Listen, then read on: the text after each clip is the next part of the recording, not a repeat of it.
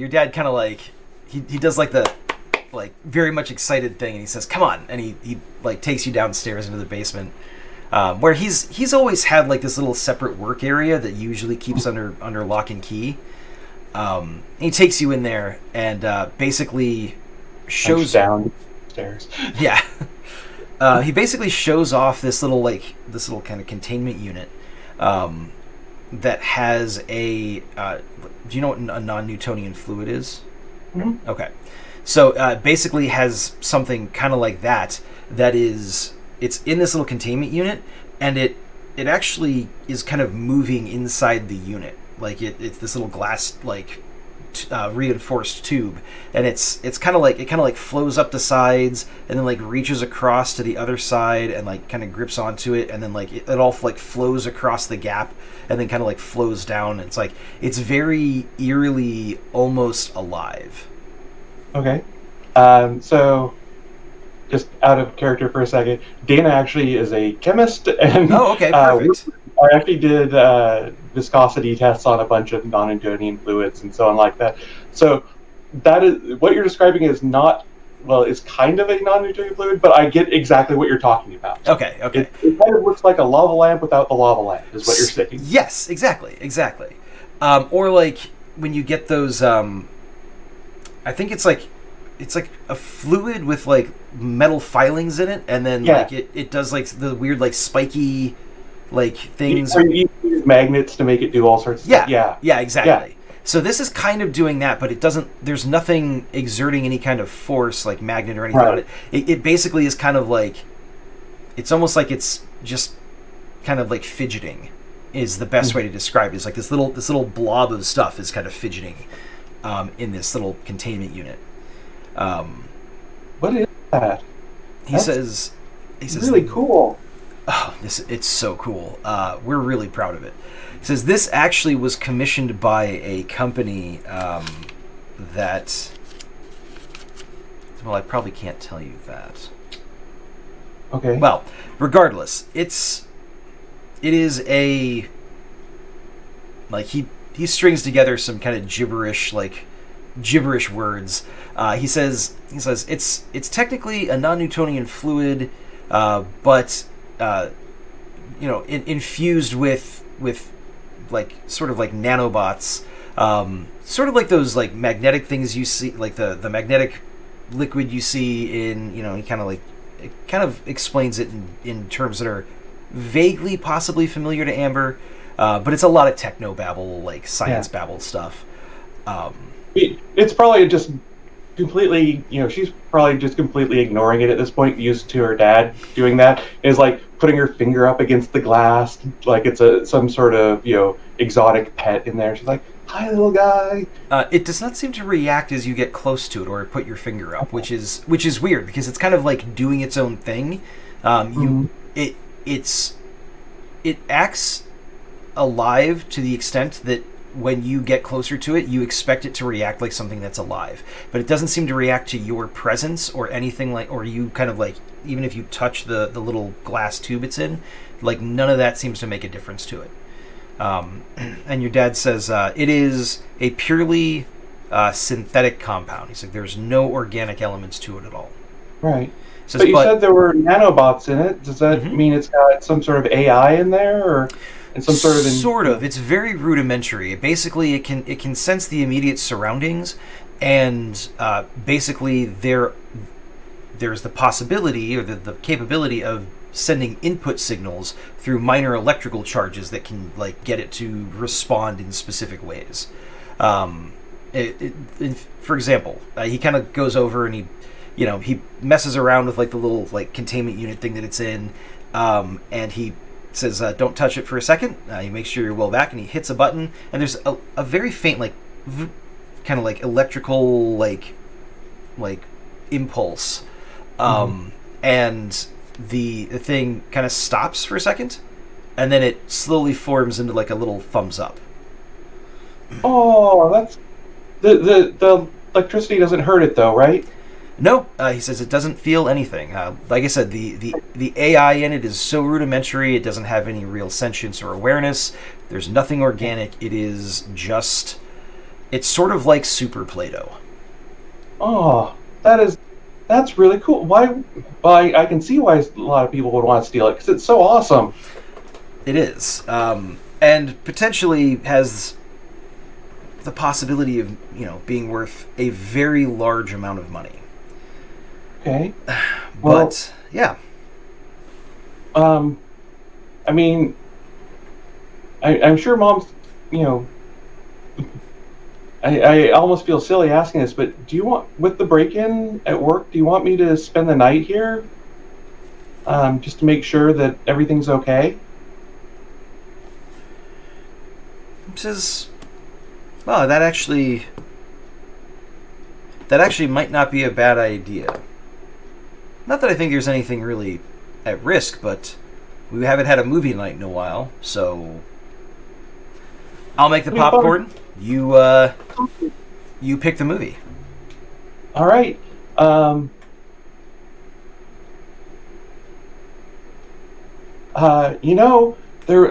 heard about this movie. Someone was talking about it. I haven't never seen it, but people say I should. It's there's one called Mean Girls, and I've always kind of wanted to see it.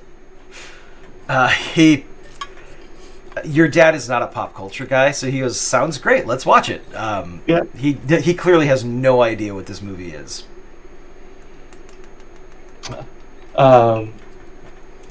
Anyway, and so as there, a couple of clarifications for Dana. First, I'm assuming that this room is essentially a vault with one way in, or is it just a basement room right now? So it's a basement room. There is only one way into the basement, like main entrance. Like obviously, there's like those little like ground level like window, like half windows.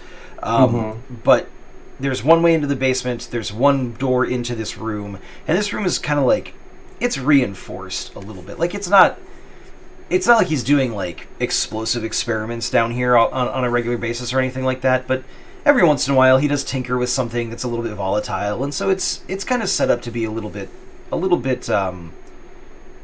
it's not a bomb shelter, but it could theoretically be used if like a hurricane were coming through. You could probably take shelter in there and you'd be okay. Okay. It's the kind of thing where Mom made sure it was secure and he made sure it was reinforced, but it's not like a vault to protect his secrets. Exactly. It's not a high security facility by any means. All right. Your average person walking into your dad's basement would probably be like, "Is this a murder room?" Until they like saw all the science stuff in it, and then they'd be like, "Oh, okay, that makes more sense." Okay. But so, yeah. All right. So as they're going back up the stairs, Amber will turn and flash a thumbs up to the little glass cylinder, just because she can't quite believe that it's not alive. Right. Okay. It does not respond. It just sits there in the thumbs up kind of configuration until you leave the room and the lights get turned off. Your dad makes some microwave popcorn. Your mom sits in the room with you guys, clearly working on her tablet, while you and your dad watch the movie. Your dad is one of those people, like, because again, he's not much of a movie guy. He talks through every movie. Like, he'll ask questions like, "Wow, that was," or he'll be like, "Oh, wow, that was really mean. I don't like her." And then he'll be like, "Wait, why did she say that?" Like he's not oblivious by any means, but he's easily distracted when it comes to entertainment and stuff like that. Right. Watching a movie turns him into Amber in a way. Like he just misses a lot of stuff, and so he's always asking like, "Wait, what did that guy say?" He's like, "Wait, who was that guy? Was he in the first scene? Oh wait, Yeah, whereas oddly enough, because of that, Amber probably pays more attention to movies than anything else. And it's like, oh yeah, no, and because of this, then this, and so she can fill it. So the two of them spend more time talking than actually watching the movie, probably. That sounds about right. Mm-hmm. Okay. You guys go to bed. Okay. I imagine that Amber's room is probably still set up for Amber. Like, they probably have a guest room, and then they've got Amber's room. Just because I get the feeling that's kind of the dynamic. Yeah.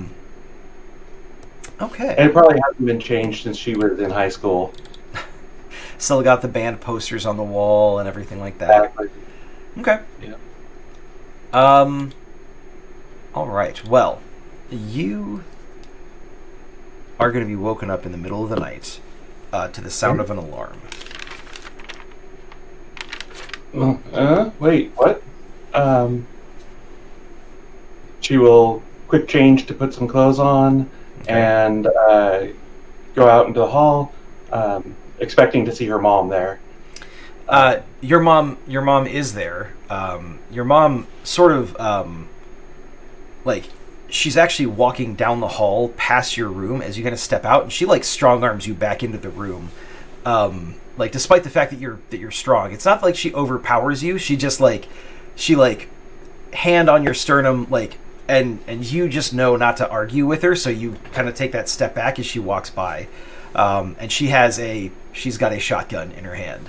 Mm-hmm. Your dad is he's on the phone, clearly calling the police. What do you want to do? The alarm's meh, meh, meh. It is not a super loud alarm. It's somewhat discreet. Your neighbors might hear it, but their neighbors definitely won't. But it is annoying and obnoxious enough that it wakes you up no problem. You've probably drilled with this alarm as a kid. If you hear this sound, this is what you need to do. So, I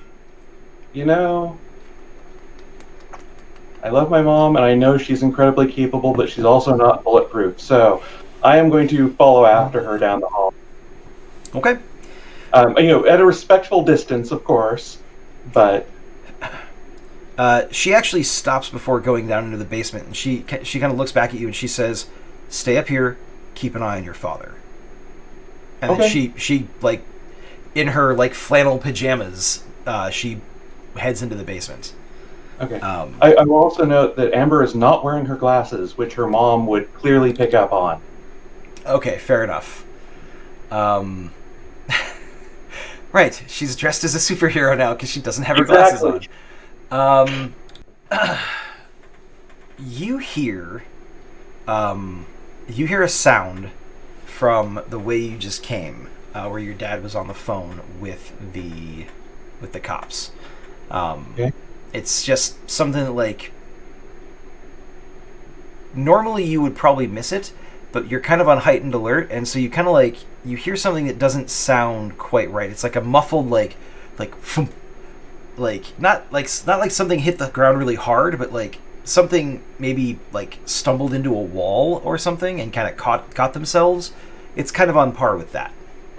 Well, since I'm supposed to be paying attention to my dad, I'm definitely on high alert for that, and I'm going to super speed into his room, basically ready for combat. Okay. You see a woman.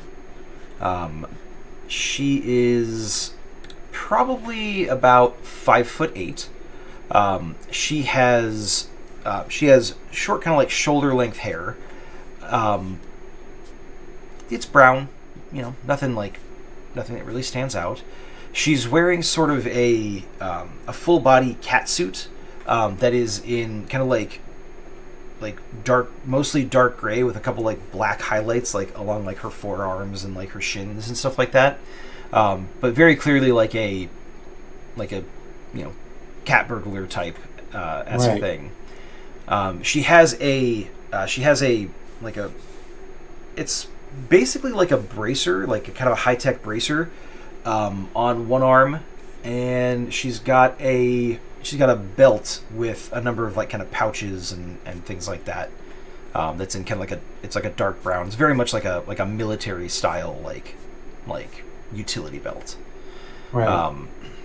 And she's holding your dad's phone kind of up over her head, away from his reach, because he's kind of sitting back on the foot of the bed, kind of she clearly shoved him back.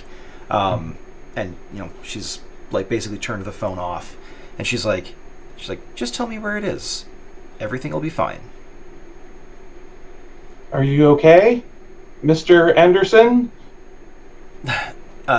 Kind of reflexively, he says, Dr. Anderson, actually.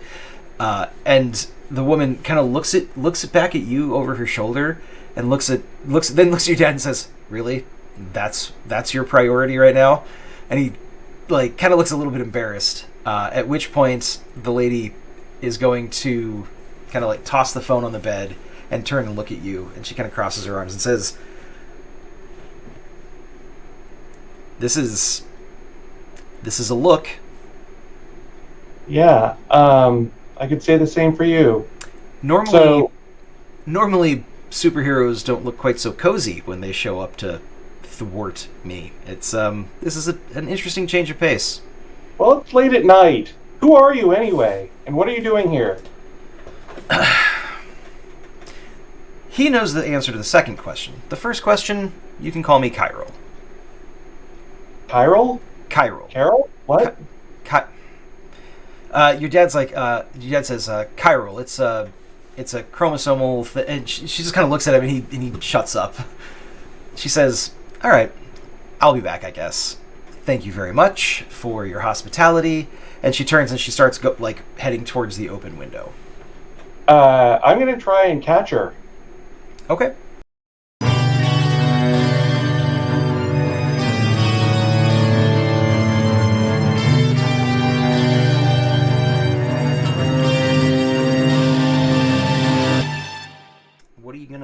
What are you gonna do?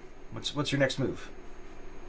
Well, once I'm inside, I'll swap the domino mask for my glasses and in a private space, and then I'm gonna disappear back home.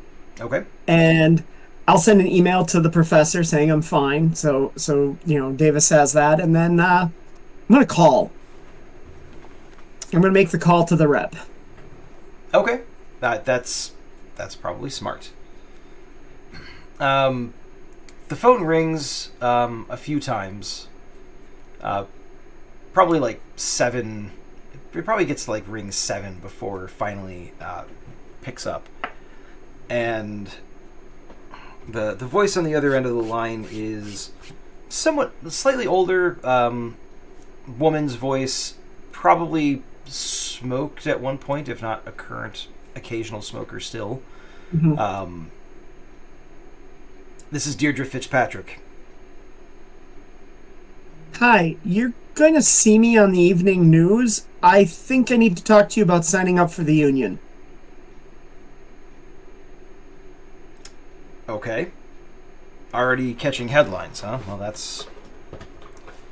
guess I shouldn't be too surprised. What's your name? Actually, wait. Let's not do this over the phone. Where do you want to meet?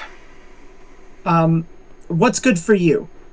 There's a great coffee shop, or there's I'm brain farting. There's a donut place in Portland that makes really giant ass donuts. Like, they're huge. I can't remember the name of it, but that's where I want to meet. If I have to pick between the two, I'd prefer coffee. Okay. Sure, let's go to a coffee spot then. Okay. You were making arrangements to meet at a specific coffee place, and, assuming you're going to head out there immediately, 45 minutes later, you're sitting there. Yep. And a woman walks in. She's... you might describe her as maybe a little bit stocky. She's not overweight, but she's just definitely one of those like solidly built ladies that's never really been particularly like petite or feminine. She's a little bit older, probably late 40s, 50s-ish. Like black hair, salt and pepper kind of mixed through it. And she has a clipboard with a stack of papers. She's got a couple pens in her in her breast pocket. She's wearing, basically a suit, like a pantsuit, and she looks like she just got up to go into the office. Not necessarily that she's like put together, but just that she's ready for business. This is not the end of the day for her. So she comes in very serious, and she looks around for a second. Assuming you guys have arranged, or you ladies have arranged for some sort of like, this is how you'll know it's me type of thing. And so she sees you. She goes and orders herself a coffee, sits down, and says, "So, Miss Wester, or is it Mrs. Wester?" Miss. Important distinction. Dependents require additional paperwork. So she kind of like takes some stuff out of the clipboard and she kind of rifles through some things and pulls out like a smaller sub stack of papers and like sets it face down and, you know, kind of makes sure things are in order, and then she hands it to you along with the pen. And she says, "This is a standard union contract. This is something that is up for renegotiation every 2 years. Standard benefits apply, including PTO, sick days, obviously personal injury days. There is a counselor provided. There's medical insurance." She like rattles off a number of things. Yeah. She's very clearly very used to this. You know, she doesn't necessarily like bulldoze over you with it because she wants you to at least retain some of it. And once she kind of gets to the end of her spiel, she says you can sign it now, or if you want to take it home, look it over, have an attorney review it. It's open for 48 hours.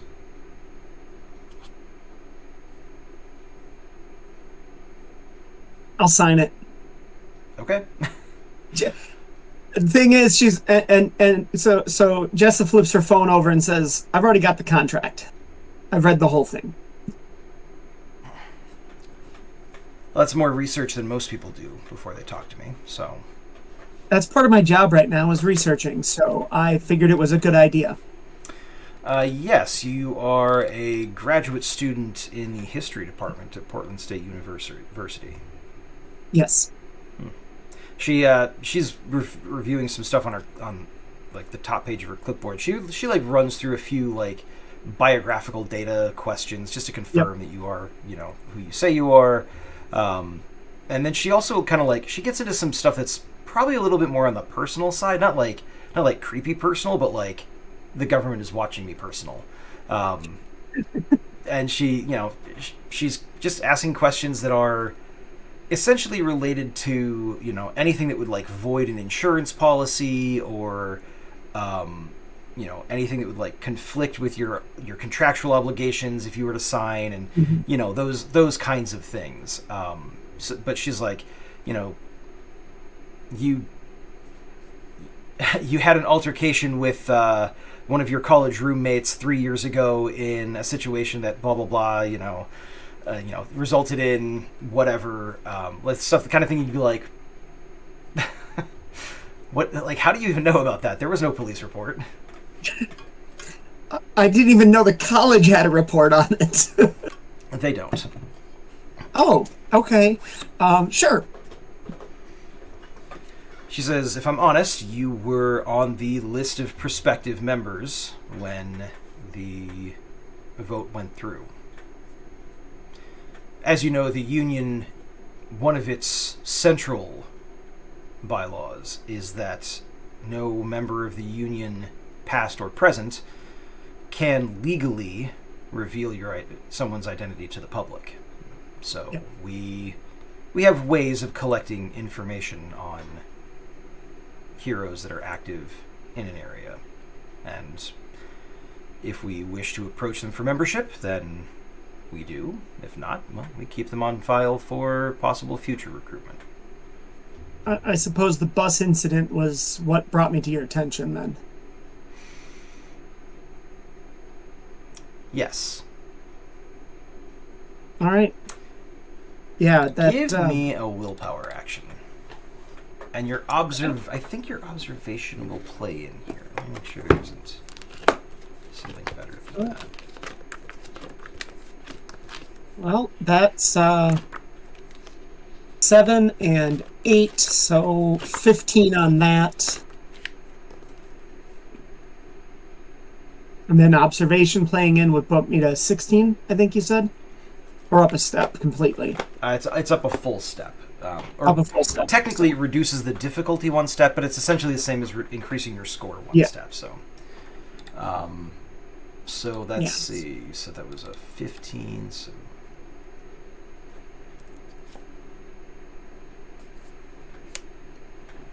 Okay.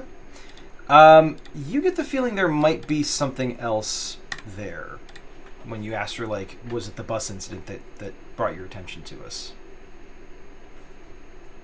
Oh. So basically that means they were aware of whatever caused me to have these powers potentially, and I was, yeah. Okay. Or it could be something else. Yeah, that's lovely. Okay. You can go enjoy your card back, by the way. But yeah, that's probably the first single word answer she's given you this whole time, like when you've been asking questions. So you're like, oh, so it was the bus incident that drew your attention to me? She just says, yes. And she just leaves it at that. Okay. So. Lovely. Okay. Sure. All right. Well, now that your signature... What further do you need from me on the paperwork? Like, I'm going through signing the pages. There are questions that are like, your alias, like, do you want your identity to be public? Like, next of kin, beneficiaries, like, all that stuff, like, is... Yeah, next of kin is my mom. Beneficiary is my mom, because I don't have anyone else in my life right now. She says, no, I don't want my identity public. You might want to keep it that way.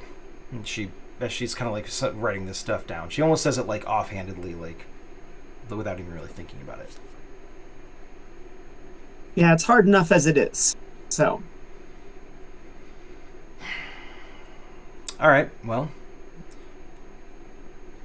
if any of this needs to be changed, that's possible within probably 2 weeks. After that, it becomes a matter of public record, and, well, the public elements become a matter of public record. Otherwise, you'll have to wait for a qualifying event to change. Like, she kind of goes off on another, like, spiel. Yeah. The insurance spiel, which, yeah. I think they're calling me Ghost based on what I'm seeing on the internet right now, because the EMT asked me, how I was going to get out of there, and I said I'd be a ghost, and that's what they've called me. Is that an acceptable alias to still take, or should I pick a different one? Why are you asking me? I don't want to step on anybody else's existing alias that's already signed a contract, and I'm wondering if you knew that. The union doesn't worry about copyright or franchising for heroic aliases. So, in that case, Ghost works just fine. Perfect. I think there was a silver ghost in... I want to say it was Florida. I don't know if he's still active anymore, though. He was 60 when I met him. He always liked to talk about how the silver in his name referred to his hair color. She does not seem to laugh. Like, she's not relating that as like a humorous anecdote. It's just a statement of fact from her. And she says, "All right, well, your efforts today will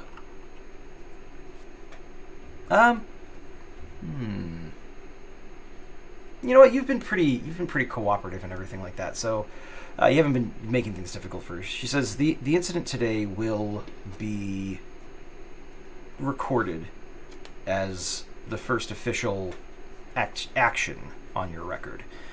Obviously, you stopped the public from being hurt, so it will reflect positively. And of course, any injuries or costs you may have incurred as a result of that will be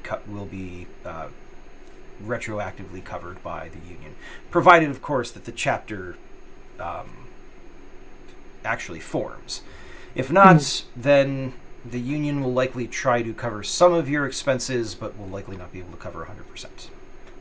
Okay. All right. Any other questions for me? No. I think we're good. All right. I just have to make sure that I specifically call out, do not endorse any businesses, products, political candidates, or anything of that nature in your heroic alias. The union does not allow for such complications or conflicts of interest. Okay. Good. I'll be in touch. She makes sure her papers are in order. She stands up, tucks her pen. She makes sure she takes her pen back from you, tucks it into her pocket, and then she leaves. Okay. I'll finish my hot cocoa and I'm gonna go for a walk and research what I can do for a costume. Okay. Actually, you know what? That would be something that she would have covered. One of the benefits provided to you by the union is that you will be given a consultation, complimentary consultation, with a designer for a costume. Oh, excellent. Yeah. That won't happen for a little bit, so you need something in the interim, but, down the road. Yeah. I'll figure. I'll flip through, and I'll be like, I'll go into private mode and shut all this stuff to keep my research to myself as best I can to get the. The union probably has like a union issued VPN for people, because even that would be. Yeah, that would make sense. Even incognito mode is not really that secure, so. No, but running through Union VPN on my phone, laptop, any of that stuff would be great. Yeah. So we're going to say that they do have that, but again, it's not something that'd be issued to you yet because the chapter here hasn't actually formed. Yeah, my thoughts are on it. I should wear something I'm comfortable and familiar with. So I'm just going to try and get, something that I would expect to be able to find easily, like a gymnast's leotard. Oh, yeah, that's very easy. Are you looking for a mask that's going to conceal your glowing eyes? No. Okay. Because if that is a distinguishing feature of the hero and nobody sees me with them thanks to the special glasses I paid for, I think I'm good. That's true. Okay. Fair enough. So since you're not trying to get anything like rare or any expensive, you're able to procure enough stuff to kind of have a costume. It's very much like Spider-Man with his hoodie and everything like that in the early days, but that's okay. It is. You can wear it underneath your normal clothes, which is always good. Although,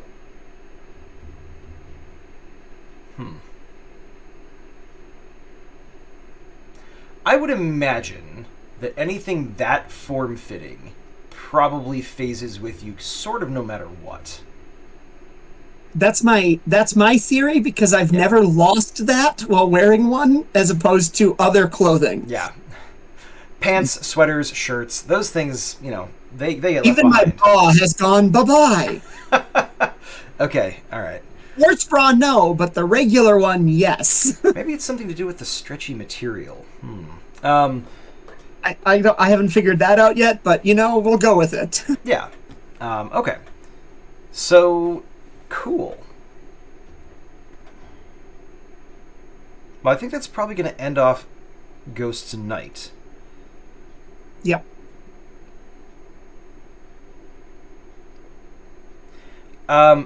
So, you are going to wake up to a... Let's see. Where is...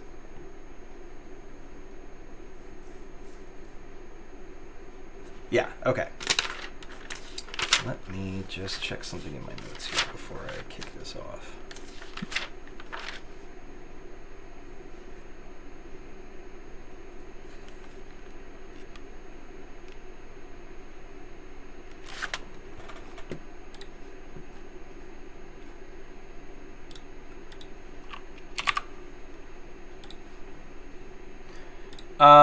You wake up to, obviously there's a lot of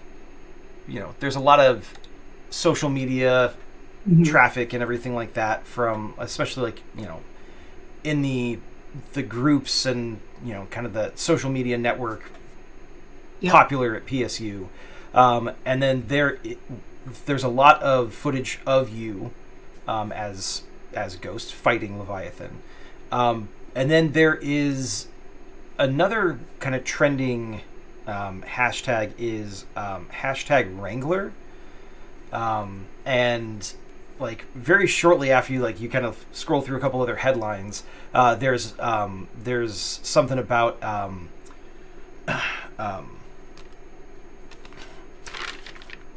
let's see, vigilante calling himself Wrangler calls out Ghost for a meeting, and there's like a it takes you to like a video of this guy he's not wearing a cowboy hat, but like he's definitely got like cowboyish elements to like the outfit that he's got, and he's got a little bit of a cowboy bent to his voice. Boots and a big giant belt buckle. Basically, yeah. And like leather, like leather vest and stuff like that. Spurs. He says, "Well, my name's Wrangler, and this message here is for Ghost. I got some questions for you. Figure, why not take the opportunity to meet up face to face? A little bit of professional courtesy. You can find me on the rooftops in this general vicinity." He kind of like names like a grid, like a couple block grid in the city. He's like, "Purely friendly meeting, nothing sinister at all. Looking forward to seeing you, little lady." And the video cuts out. I'm gonna research this guy. Okay, give me a this will be an intellect action. I don't think you have computers. I don't. Okay. We'll say your history skill will kind of affect this a little bit, not like to the full extent, but it kind of sort of related. So yeah, an intellect action, please. Intellect card. And an intellect card. All right, go ahead and draw again. And that. So 16 plus 21. 21? Okay. Yeah, you're good. Go ahead and draw your card back. So Wrangler is relatively obscure. And obviously, like, because he's kind of drawn attention to himself and everything like that, some of this is relatively easy to find. Wrangler is sort of a... you might consider him like a freelance vigilante, in that he's never been a member of a union. It looks like he's been active in a number of cities where unions have formed, but then once the union is formed, he's kind of like moved on.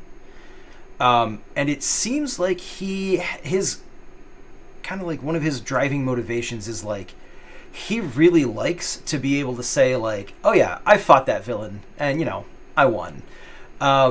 He's got a couple of heroes under his belt too. And actually, like, as you are like kind of doing some digging and everything like that, you stumble across like sort of a fan page to him, where it's actually got like tallies of like which heroes like he's fought or which villains he's fought, and like where, what dates, and what the outcome was.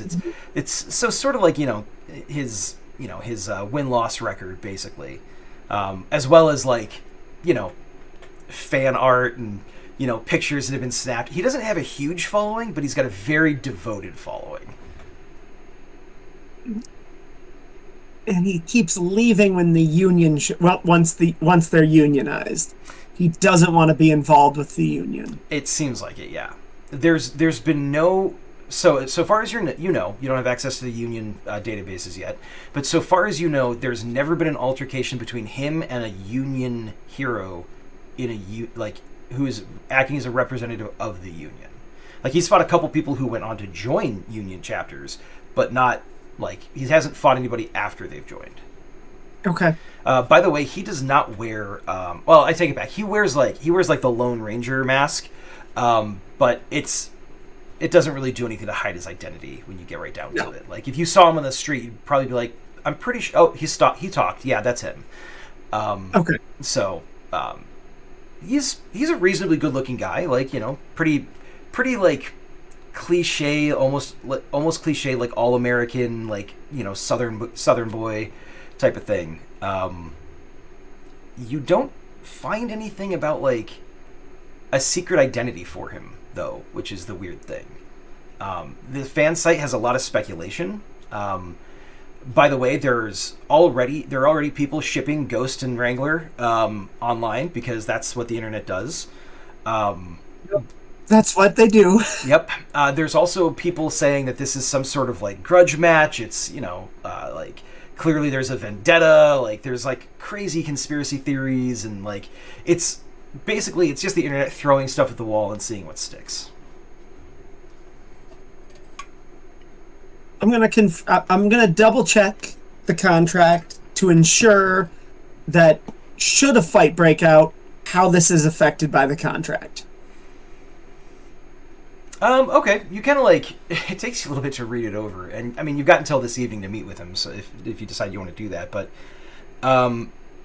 so basically what it says is that the Union does not have an official stance of like animosity or anything like that towards non-Union heroes, unless those Union heroes are engaging in vigilante activity within the borders of a Union chapter.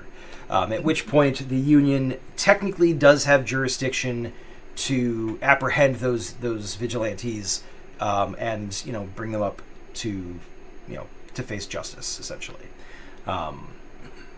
So it's one of those things where like it's very much legalese to say like officially we don't condone Union heroes beating up other heroes that aren't in the Union, but I mean it happens pretty frequently. It's one of the reasons that some heroes don't join the Union is kind of because they look at the Union as sort of like in certain areas at the very least they're like I don't know that seems a little bit I don't know. So yeah, it's a thing. Okay. Well, I suppose after school and everything's done for the day, my research and work and practice, I'll go see what's up. Okay.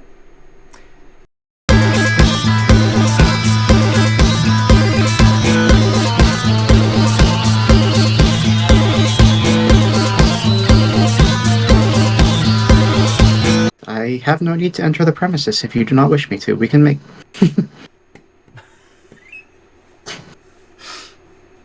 Okay. Interesting. She kind of looks a little bit confused and she says, What do you mean? Well, bluntly, I am here because a woman was kidnapped. I wish to see her safe. Now, generally, this would entail me entering the premises and attempting to find her, but if she were removed from the premises, I would have no reason to go in. Oh, damn it. Okay. Give me a willpower action, please. Oh, goodness. Now, this is an interesting scenario that you find yourself in because you've got an edge card, so that one is equal to or lower than your edge. So you can play that and then add another card to your play, sort of like pushing, but you don't lose a card as a result. Okay. It's basically just as your experience level goes up as a hero, your edge increases, and so you get more value out of those low cards. Is basically what that works out to. That makes sense. So if you want to, you can play the one as your edge, and then you can play another card to get that little extra like +1 bonus. But the one is also a willpower card. So if you play that as you're just straight card play, you can play the top card of the deck, which might be another willpower card. It might be higher than a 6. It's a trade-off. It's a bit of a gamble here as to how this is going to play out. Interesting. Just want to explain that, decision point before you. Well, yeah, I appreciate you explaining that. That's not something I'd bumped into before. I guess I've never had a card that low, but yeah, I think it makes more sense for this to be the top of the deck gamble because Compiler isn't really experienced at all. I think he has never convinced anyone of anything at this point. The the one time it successfully lied, she saw through the lie, but was interested anyway, so... Right. So yeah, I think it makes more sense to just pull the card and see what happens. All right, so you'll play the 1, yep. play the top card of the deck, and fingers crossed. There it is. Yep. All right. Okay. Now, you don't have any willpower skills for, like, persuasion or anything like that. But no, I sure don't. That's still a very good result, because that right there is an 11 plus your willpower of 7 for an 18. And let me check her character sheet real quick. Oh, man, this is... You know what?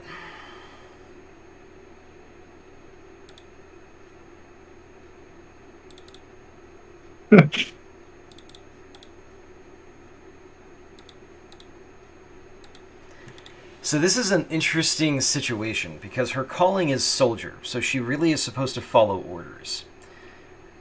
She's supposed to complete the job. But you are... Go ahead and draw your card back, by the way, sorry. You are very convincing about this, about the nature of the situation. And she is not an actual villain. She's just, she's muscle for hire. Actually, one thing I should mention is that on her armor is the logo for Blockade Securities Limited, which is a private security company in the area that it's currently trying to it's trying to secure the contract to, instead of having a Vigilantes Union chapter opened in Portland, Blockade Securities wants to get the contract to protect the city against, like, superhuman threats.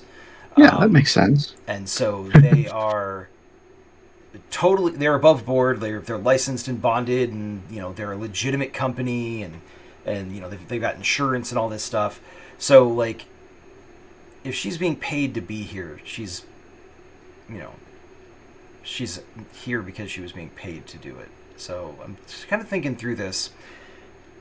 Okay, all right. You know what? I've been looking at these Doom cards that I drew, trying to see if they could help me decide one way or the other. And there is one event there that I think makes the most sense, and that is Blow for Freedom. So I think that her conscience is going to win out over her sense of duty, because her secondary calling is idealist. So, you kind of explain this to her, and so the visor that she's wearing is, like, it's vaguely, like, iridescent, but it's mostly see-through. Right. And so, like, you can see this kind of, like, this, like, consideration, like, across her face, and she says, "Well, I was not aware of that fact. And quite frankly, I get the feeling that my employer didn't expect you to show up and simply explain the situation in so straightforward a way. So, I'm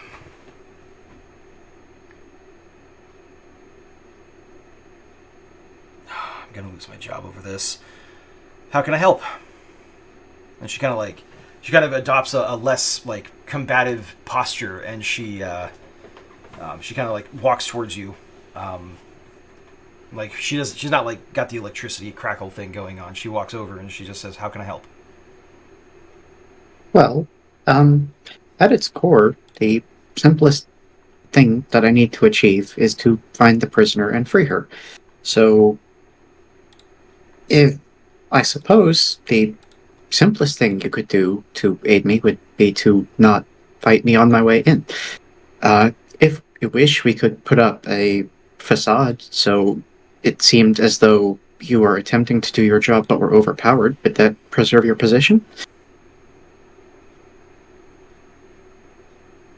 Maybe, but no, I'm okay with this. I think I think it's more important to send a message that, blockade personnel aren't going to just idly stand by while someone breaks laws and endangers people. That's not what we do here.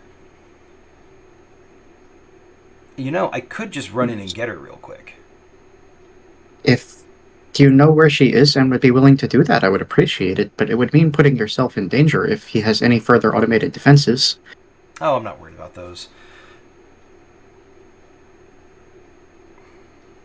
I probably wouldn't be able to get back out with her, actually, now that I think about it. I might have been overselling that. But I can go in and I can figure out where she is, and I can come back and tell you. That would be much appreciated. Okay. In the meantime, I can see if I can access the building security remotely and help you by piloting those defenses and hopefully keep you from being laser beamed or what have you. It's always difficult to tell what he's got up his sleeve. Well, I appreciate that. While you do that, I'll be back in the blink of an eye. And she, I hate to use this description, but kind of like, I don't know if you've watched The Flash on CW. Yeah.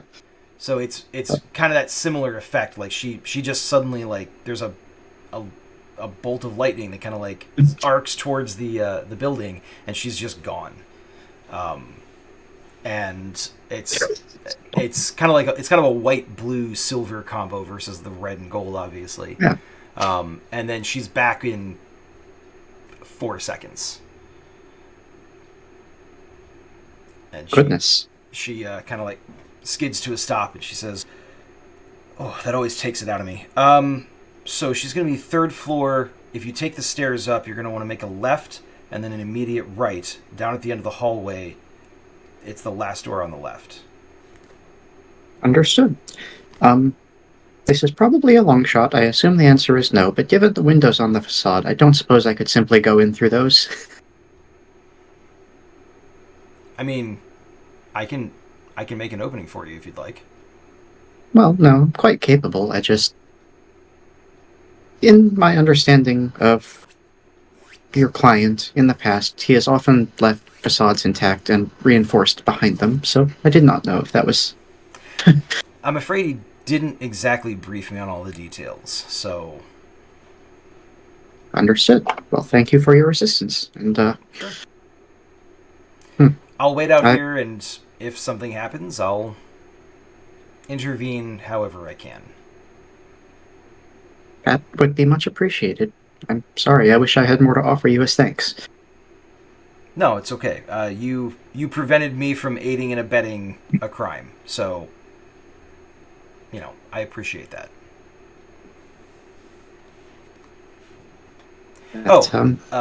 She, kind of holds out her hand. She says, "Name's Sergeant Jones Smith.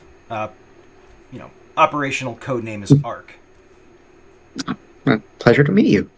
I am the calamitous operational machine for the placement of intelligence and life extension rig, generally compiler for short. Compiler is much shorter. That's a lot easier to remember. Yeah. Well, if and when you make it out of there, hopefully we'll have a chance to work together again. That would be lovely. You seem most capable. Well, I mean, depending on how this goes, I may have a lot of free time on my hands after this. All right. Perhaps.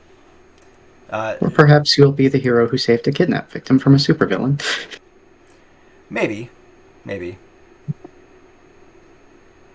I guess we'll find out. She kind of takes a step to the side, and she swats you on your metal butt. She says, "Go get him, Tiger." All right. Well, compiler can't lightning bolt away the way she does, but it's just gonna head right on in there. Okay. You gave it directions, so. Very, very precise directions, yeah.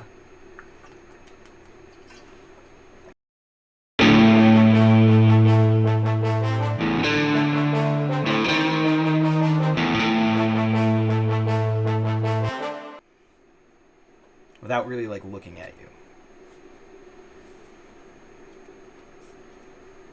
And he's in uniform. Yep.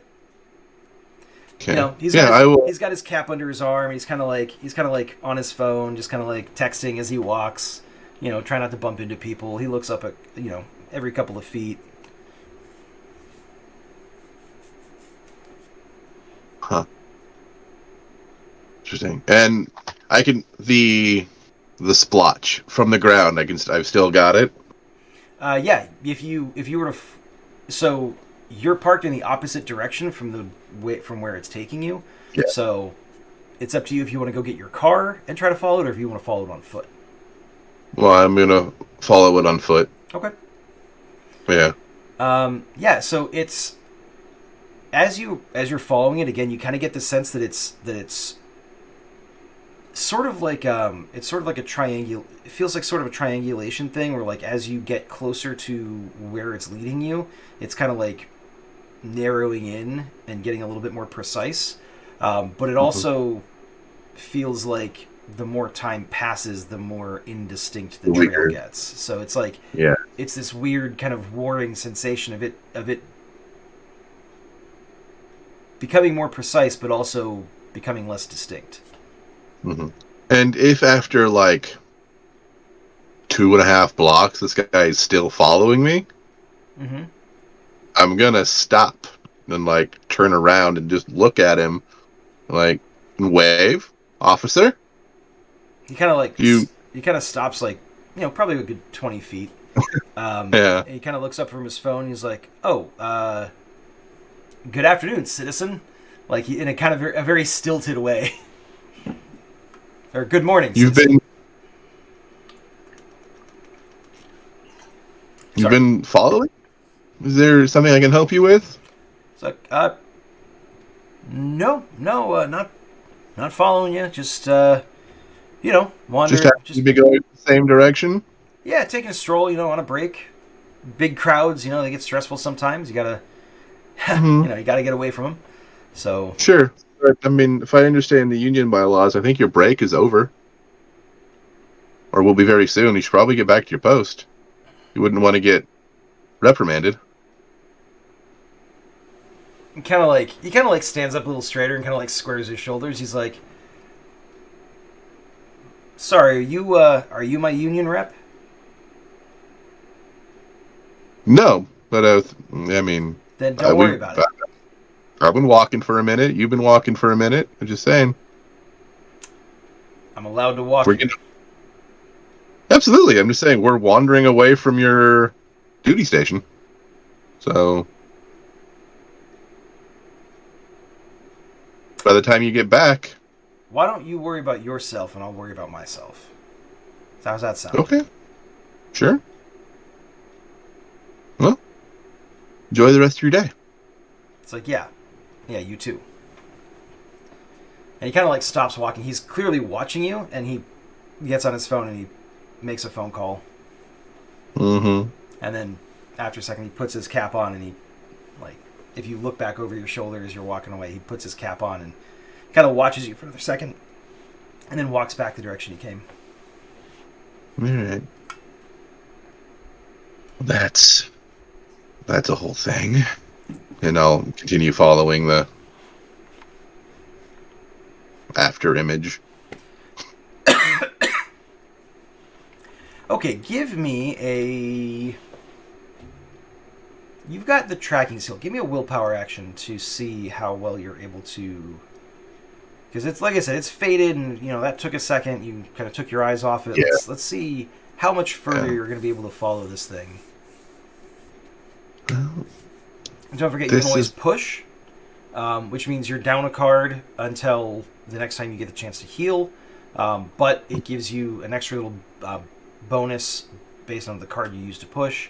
And you can also do a Hail Mary, just play the top card of the deck if you want. And you can do both of those in conjunction if you'd like as well. Just as a reminder. Okay.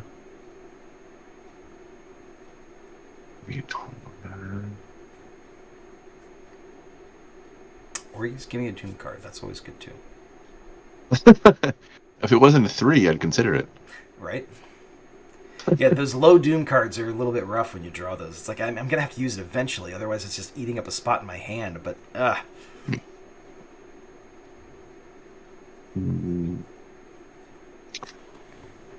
5. Yeah, we'll try the Hail Mary. Okay. You just play the top card of the deck. All right. 6 is better than 5, I guess. Yeah, that's true. That's true.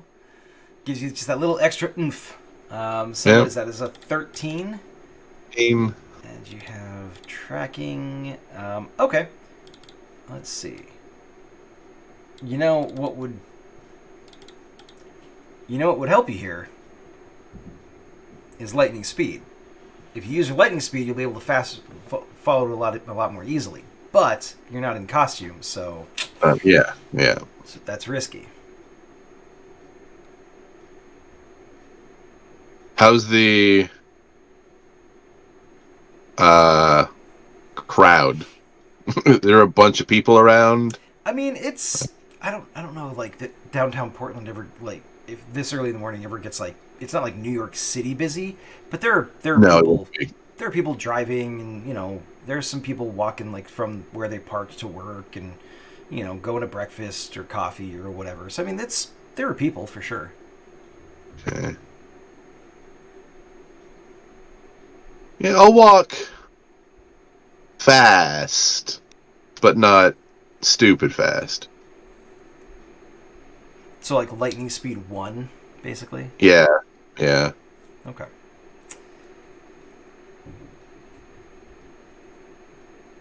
All right. Just a little faster than a normal person would be able to go. Okay. You look like you're like just about to be late for like the most important meeting of your life, basically. All right. So that'll go over there, and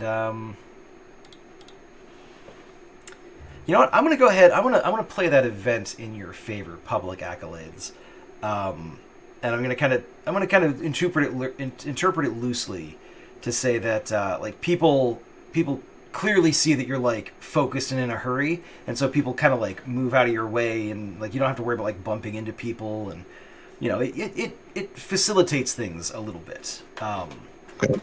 You don't. So that 2.5 blocks that you walked from the crime scene did not take you further into a nice part of town. It sort of like took almost an immediate left at Albuquerque into a part of town that most people would be like, yeah, you probably don't want to go there like late at night by yourself. And you're following this trail, and it leads you into a pretty rough part of city center. This is like you probably don't want to go there by yourself at any time of day. But I mean it's Portland, so it's not like the worst neighborhood in the world, but it's not great.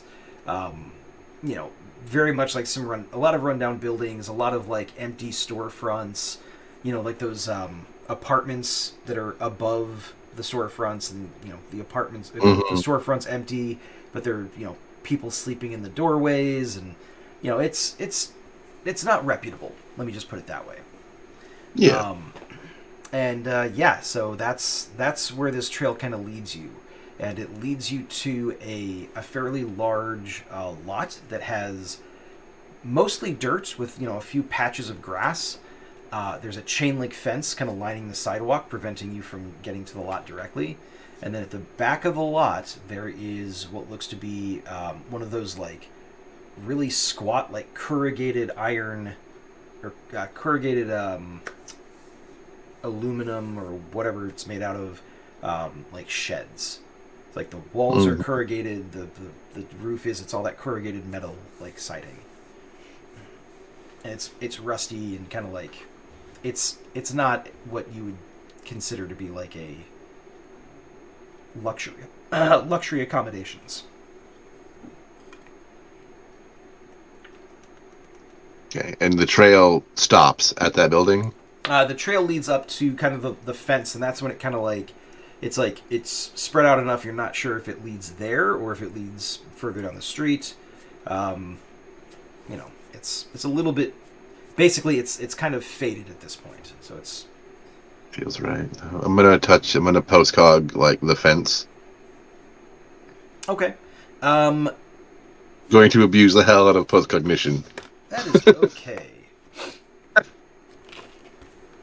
Because eventually that will come back to bite you, but not right now. Oh, I'm sure. Let's see. I think if it's within the last hour, it's easy, but it's a little bit more than that. So within the last day, it's average. So basically, you need to give me a postcognition action with a difficulty of 8. Of 8? Yeah. Okay. Let's get rid of this Doom card. Yay, 12. Okay. I'll discard that. You can draw the card to replace it. I'm going to draw the card for the Doom card. Boy.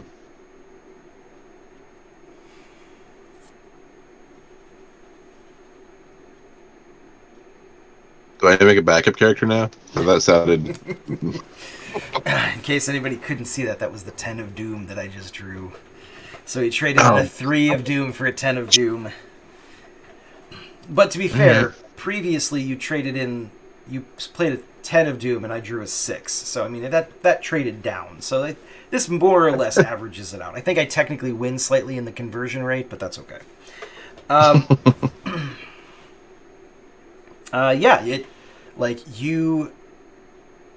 The fence itself, it doesn't actually move, but like in this little flash, you feel it rattle slightly as something jumps over it and lands on the other side, and you kind of get that flash of that that scintillating kind of color pattern before it fades again, and it's very clearly like jumps to the other side of the fence and heads towards that building. Right, that's gonna be the place.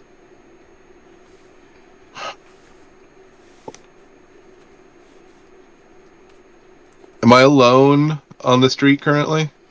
Yeah, there's the occasional car that kind of like rolls past and everything like that, but it's not the kind of neighborhood where you've got people like kind of just out having a casual stroll. There are a couple of like, transients, homeless people, like I said, like kind of like hanging out in a couple of the abandoned storefronts and things like that, but all right. In that case, I am going to speed back towards my car. Oh, you're gonna like full on super speed back to your car. Within a few blocks of it, I'm gonna speed through the alleys, so I'm not like running through crowds as much. Okay, give me a lightning speed action. Yeah. La la la la la la la la. Oh God, why? I didn't need it.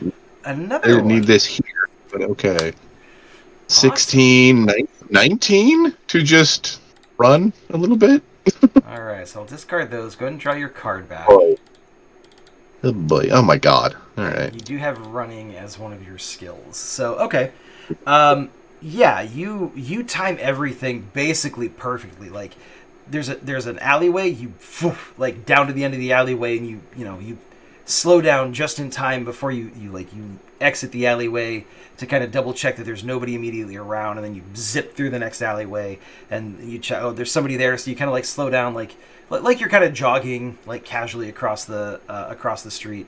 At one point you get someone who kind of is like, hey, like they're getting ready to like maybe challenge you because you're coming through this alleyway or whatever, but you kind of ignore them, head to the alleyway and zip off. They kind of like trot after you, and they look down the alleyway, but you're already gone, and they just kind of like, left in the street, kind of looking back and forth. Yeah, you get to your car in no time.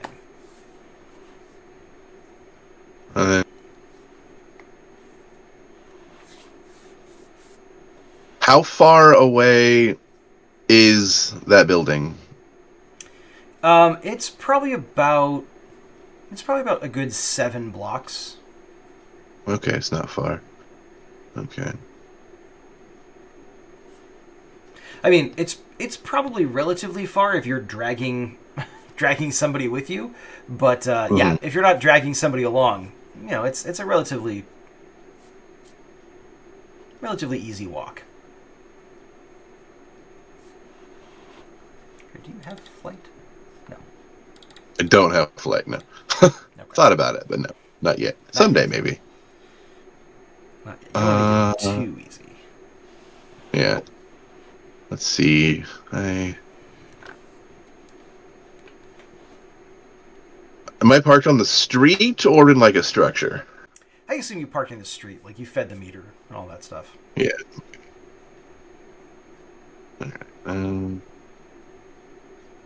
Payphones don't exist anymore.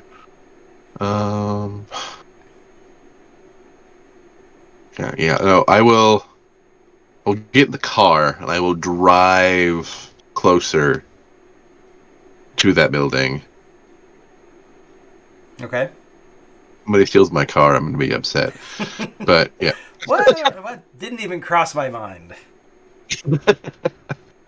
And I'll park. I was checking the events on my cards to see if I could use one of those to justify it just being gone when you get back. But luckily for you, none of them really kind of play into that. So yeah.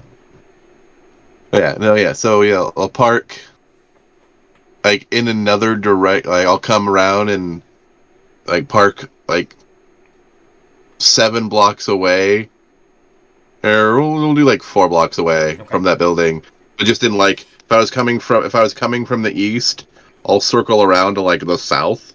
Okay. So I'm coming from a completely opposite direction, and I'll find like a spot fairly inconspicuous where there like just aren't people, hopefully, and I will whirl into my costume. Okay.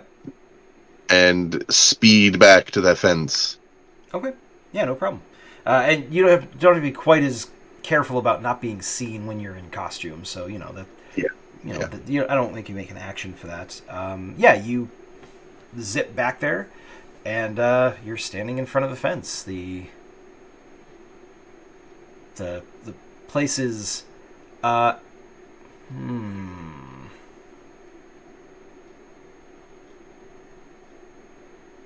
Does it have barbed wire on the top? It does, yes. I'm going to play this card. This event. I'm not going to tell you why. I'm not going to tell you what the event was. But trust me when I say it's... I'm playing it for a reason, and it fits the situation. Okay, yeah. Yeah. Absolutely. Okay. All right, barbed wire. Climbing is not my strong suit. But the gate. I'll find the gate and see if I can't like how is it just a padlock or? Yeah, it's a small gate. It's actually wrapped with a fair amount of chain, and the gate. Actually, the entire fence is. It actually looks like it's 2 fences, like fairly close together, but with the links slightly offset, so it would be really difficult to get like bolt cutters or whatever between the links to cut it open. And then the gate itself, both gates are kind of like fairly heavy chain is wrapped through both of them to prevent it from being opened. Very clearly, whoever put this stuff up doesn't want people to just kind of like, vandalize their way into this lot. So yeah. But there's a lock of some kind on the chain? Yep. Like to pull out my tools and pick it. Okay. That is going to be an agility action using your thievery skill. So. Yep. You got a very robust 8 there that you could play. Yeah, we're gonna get rid of it. Yes. Yes, so feed 14 me Doom cards, and then I will play that and put that there. Okay. Keep holding them. I sometimes the deck just does that to you. Yeah. Well, like last time, I got nothing but good, so that's true. Karma, I guess. Yeah, exactly. It's not always going to go your way, and that's fine. It just means that I just have some cards that I might pull to make things a little bit harder for you. It'll be fine. Don't worry about it. So pretty. Sorry, I was looking at that 10 of Doom and I just couldn't help but salivate a little bit. All right, so yeah, you really quickly pull out like your toolkit, and a couple of lock picks, and it's a pretty robust lock, so it does take you a second.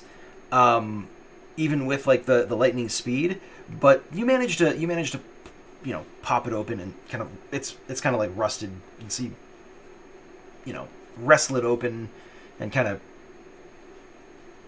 pull it, like you unravel the chain. Do you just kind of like drop the chain on the ground, or? I want to like unravel it just enough that I can squeeze the gate open and like squeeze myself through. Okay. All right. Yeah. I don't want. So the gates open enough that like someone else could definitely squeeze through there, but yeah, you squeeze through. You can kind of close the gates, the two gates, so it looks like they're like they're closed securely, and yeah, you're able to get into the lot. Okay. And there's this little metal building, and it's open wise. Yeah, it looks like, I mean, if you were to think about like kind of like the classic one car garage, it is the same kind of width, and it's probably the length of 3 of those, and it's sitting parallel with the street. So you from the street, you're looking at the side of the building. Okay. There are windows. There are 3 windows in the side of the building facing you, but they've all been blacked out. And then they've all been blacked out. Okay. Can I see cameras on it anywhere? There are no cameras. Okay. All right. So I will give you that based on like your general observational skills and stuff like that. There definitely are not any cameras. Unless they're like, really well hidden, top secret, covert, like organization hidden. Yeah. Yeah. So I probably have not been seen. Okay. All right. Yeah. I will. I think zoom to the building. Okay. And like crouch, and I'll zoom to between the windows, and then like crouch down and like get under one of the windows and to see if I can hear anything in there. Okay. I am going to play another event, and I'm going to call it. I'm going to go play this rookie mistake because you are still a rookie hero. Yeah. You did not consider the fact that this guy is sort of canine, or like wolf or coyote. And so as you like crouch down and you kind of like, start listening, you hear a fairly gruff voice say, "Hold on. I recognize that smell." I turn on my force field.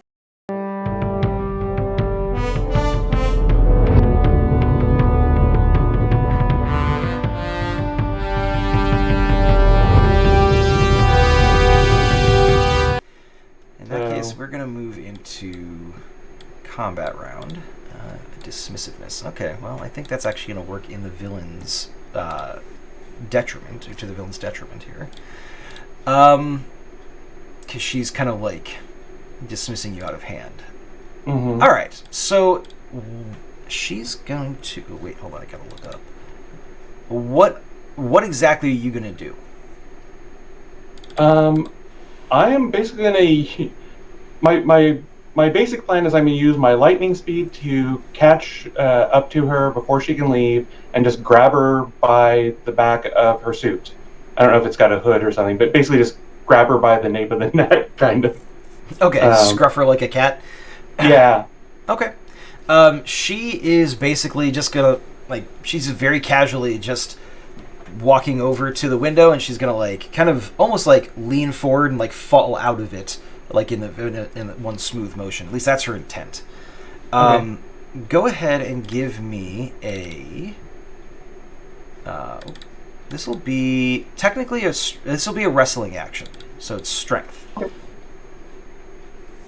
Okay. Just to make it interesting, I'm going to use this 8 Doom card.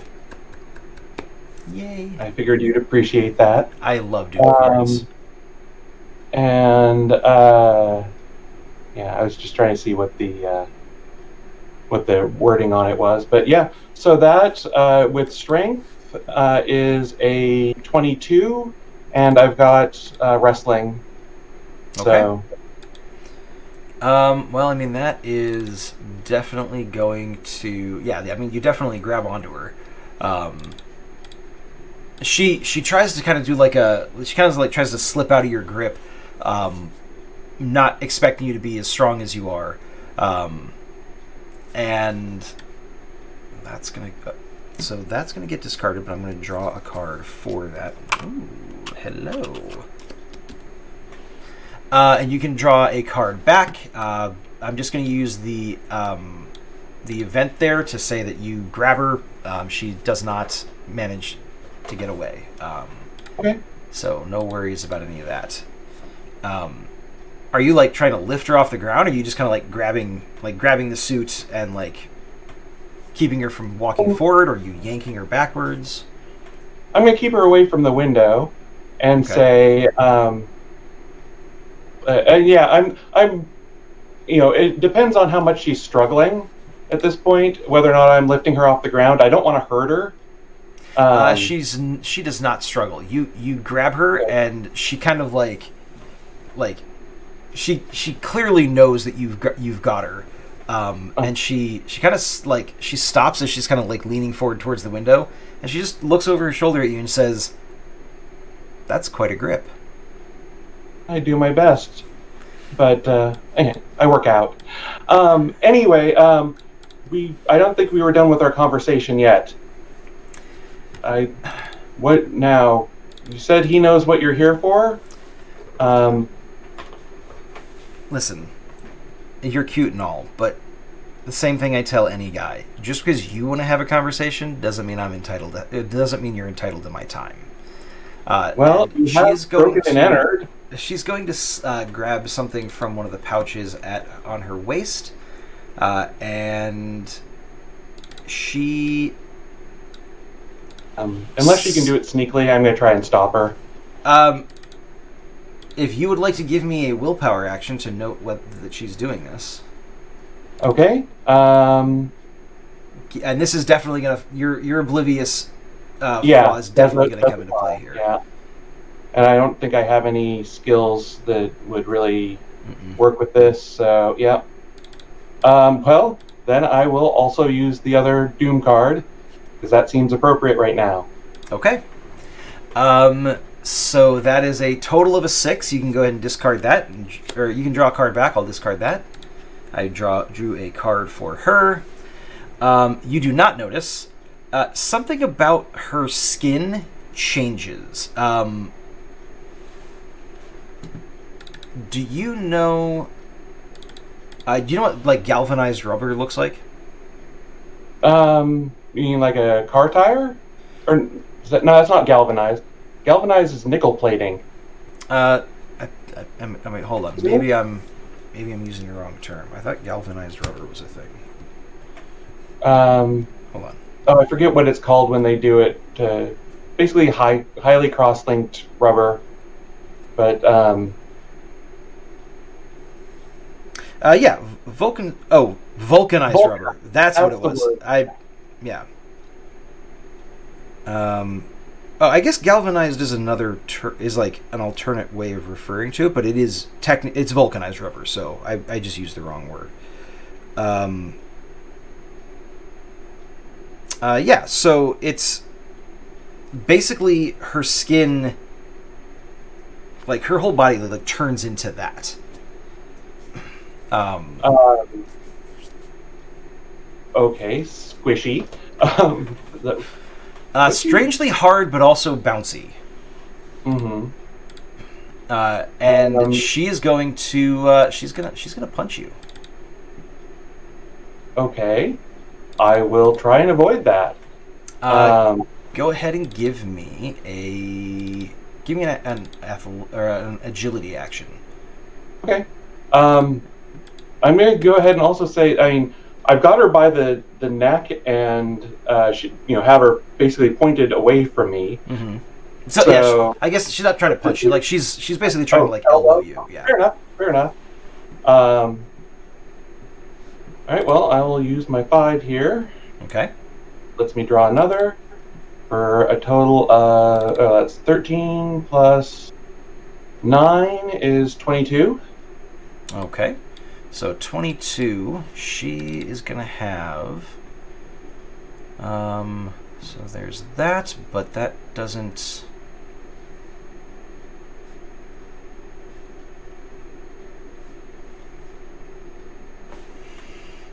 Okay, so that doesn't do that, so she's going to spend that card, because she would rather not be stuck there, so... Okay. That is a 24. And again, I have both brawling and so wrestling. That's not going to help you with avoiding an attack. It's only going to help you with landing an attack. Okay.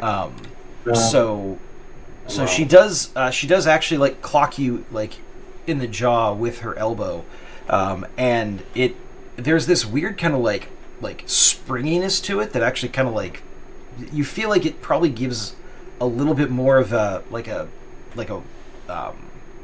recoil when it hits you. Probably makes it hurt worse, but it's also like really hard rubber. So that is going to be a total of a 24 minus your defenses in damage, which, as we know, is your strength is a 14, your resistance to kinetics is +7, so that's 21 points that you ignore.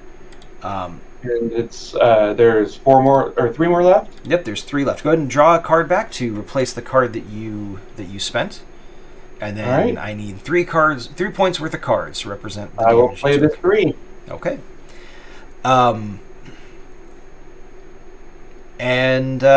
Yeah, so that will get discarded. And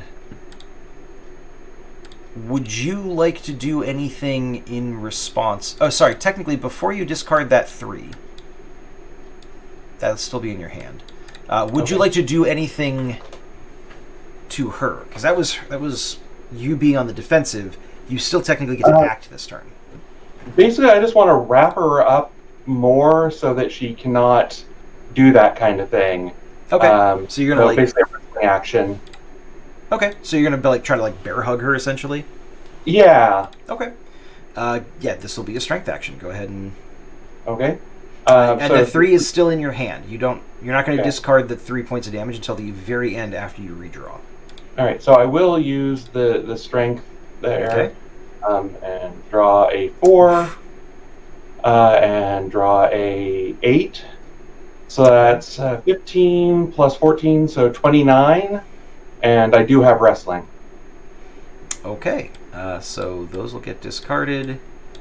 You can go ahead and draw your card back, and then I need 3 points worth of cards from you. Okay. I don't think she's going to be doing much thinking from this point forward, so I'll go ahead and use the 7 there. Even though it's excessive, I'd rather keep the strength and dexterity. That makes sense. Yeah, that's one of the things I like about this system is, and you won't draw a card back because that you discard. Yeah, I know. I just realized that, so I'll put it in the discard pile. Actually, I will grab it. Or unless you want to draw it. And then I'm going to take card, and then I'm going to recall in player hands. There we go. Right. Oh, wait. Did you... It's sitting on the top of the discard pile. Okay, so that did not work. So take card, recall player hands. Okay. So that's there. And she has... Okay. I mean, you get her in a really good grip, but she kind of scrunches a little bit when you squeeze her, and you end up having to apply way more strength, way more force than you would if you were doing the same thing to a normal person, in order to keep her immobilized. But you do manage to get a hold of her and kind of immobilize her. And I actually, because I am using that much strength, I'm making sure that there's not. I don't hear bones cracking or anything like that. Because no, nothing like that. It's but you do recognize you're using. She's almost as strong as you are right now. Wow. Okay. And yeah, she kind of like chuckles a bit, although she's probably having a hard time drawing breath. And she says, "Look, I'm sure that you and I are going to get along great once we have a chance to sit down and chat, but this is a little bit too forward."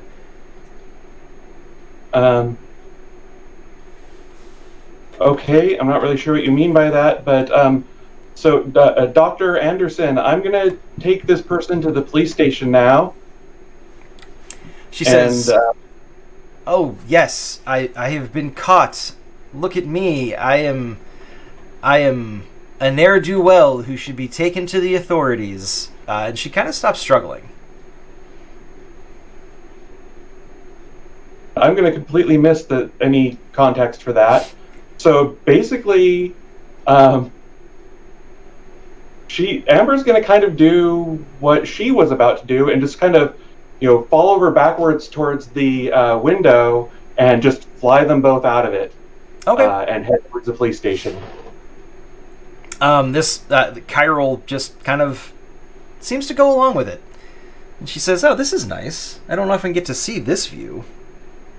Yeah, pretty up here. I mean, yes. Well, maybe if you're good from now on, you might see it more often. Or, except that you were doing bad. It's complicated. Are you saying that you want to see me again?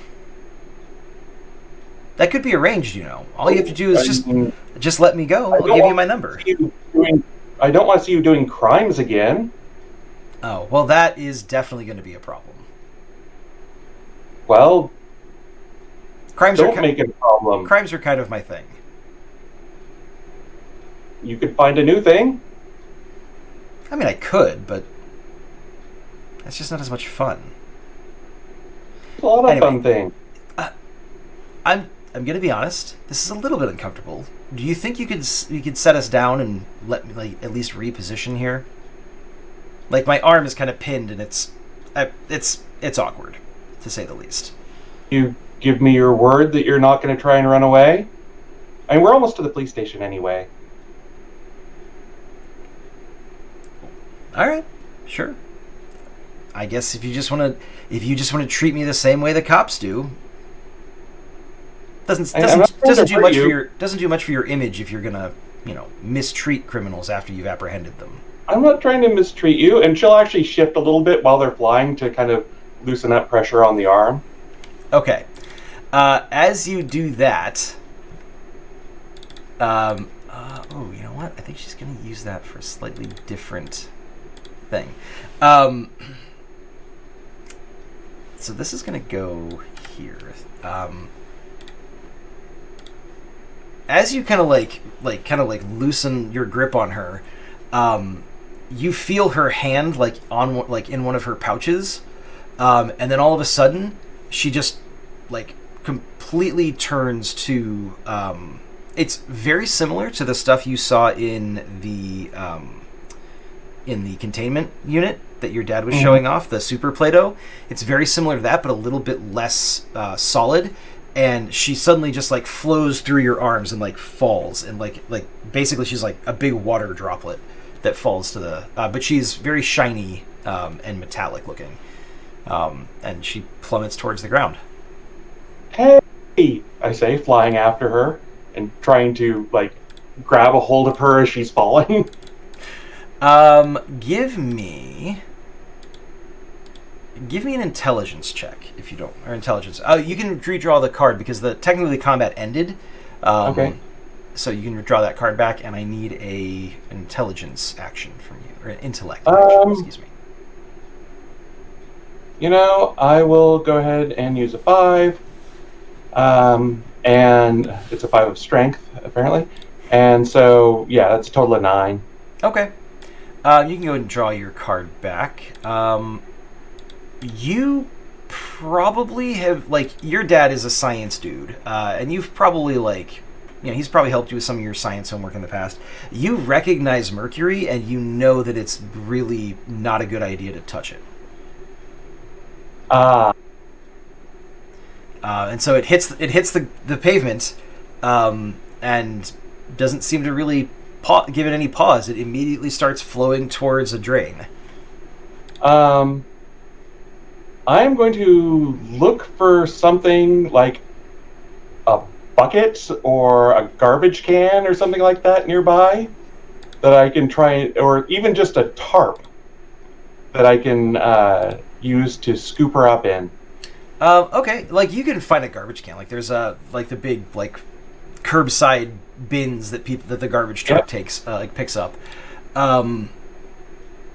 Give me. Okay, so this will need a card. Give me a. We'll call this a lightning speed action, because this is actually going to be opposed lightning speed actions. Okay.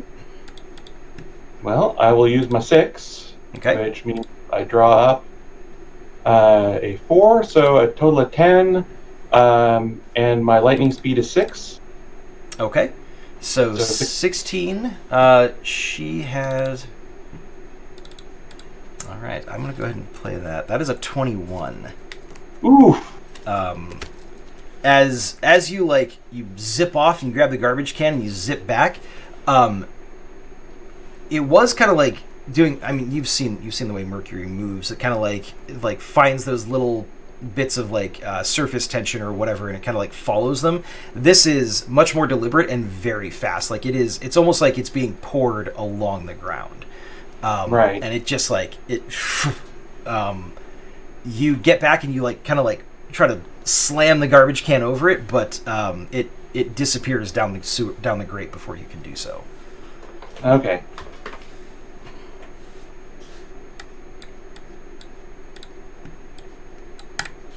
And I take it this is like a normal street-sized grate and not a convenient. This is not a.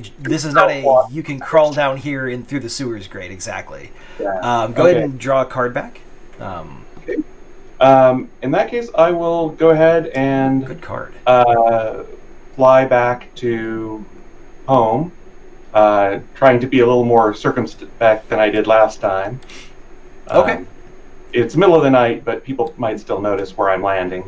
Yeah, there's. I'll probably land in the backyard and then walk in, so it Okay. in amongst some trees or something. Okay. Yeah, it's a big backyard. Probably like a line of trees towards the back, or a little cluster of trees, so that's not a problem. There's a bit of a crowd gathered out front. The cops are there. The lights are flashing. Your mom and dad are, like, kind of on the lawn talking to the cops, and there are a couple of cops that have just finished, like, kind of like walking through the place, and they go outside, like, kind of as you come in through the back door. They're just going out the front door, and kind of like, hey, we didn't see anybody. If anybody else comes in, feel free to give us a call.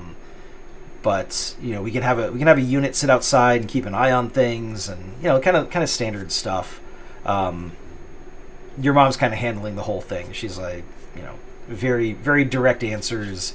You get the feeling the cop is a little bit intimidated by her, because he tries to be like, "Are you sure you saw someone?" And she just kind of like she puts a stop to that immediately. She's like, "There was somebody in my house." And she, like, kind of goes into the recounting of the details again. But yeah, the two cops that were just in the place kind of, like, look at you a little bit surprised, because they clearly didn't see you in there, and now you're just kind of walking up to the front door. We're now wearing her glasses and a bathrobe. Right, of course. And your dad is gonna kind of, like, walk over to check on you, and leave your mom to handle the rest of it. Okay. She got away. How did she do that? We were flying back, and she reached into one of her pouches, and then she was, like, turned into mercury. and then she just flowed down a storm drain. Oh, that's going to be terrible for the local water table. I know, right? I tried to get her. He says, well, we'll certainly have to do a little bit of digging to see if we can figure out who this woman is. I've never heard of her before, but that doesn't mean much. I mean, I can go through the files at work and see if they have anything on her. That's a good idea. If she didn't seem like she was new. She seemed like she knew what she was doing. Agreed. She also didn't seem like she was particularly intent on hurting anybody. She certainly could have, but I mean, she was definitely interested in you-know-what. I mean, that's the only thing I can think of. The only reason I can think of she would be here. Although, how she knew it was here. Well, I can look into that tomorrow as well. Well, one thing... Yeah, no, this is an intelligence thing. One thing that I kind of was thinking about, her outfit, wasn't it kind of military-like, or... It says, I mean, I suppose. Had elements of it, but that might just be due to the utilitarian nature of them. It's hard to say. Yeah. It says, well, I'm quite glad that I decided to take the sample into the bedroom and hide it in the secret cubby. If I'd left it downstairs, I think she would have found it. Good. I'm glad you did. Me too. But, yeah, maybe I should spend some more time here. I mean, I've got to go to work, but I don't think she's going to come back during the day. Says, well, one would hope not, but we'll have to talk about it. Let's get some sleep for now, and we'll figure it out in the morning. All right. And once Mom's done with the reporter, or not the reporters, the cops and all that, Amber will give her a big hug and go back inside. The cop returns the shotgun to your mom. Clearly, they'd confiscated it for safety reasons, and she kind of very indignantly takes it back from him, and then turns around and walks inside. You get the feeling that she pulled some rank in some capacity, and because otherwise they wouldn't normally hand a gun back to somebody, even under those circumstances they wouldn't be so cavalier about it. So there's definitely a little bit of that, this guy just got chewed out by someone that is way higher on the pay scale than he is. But yeah, she comes back inside. The cops, they leave a car outside, a marked car outside. The crowd kind of disperses, and you guys are able to get some sleep.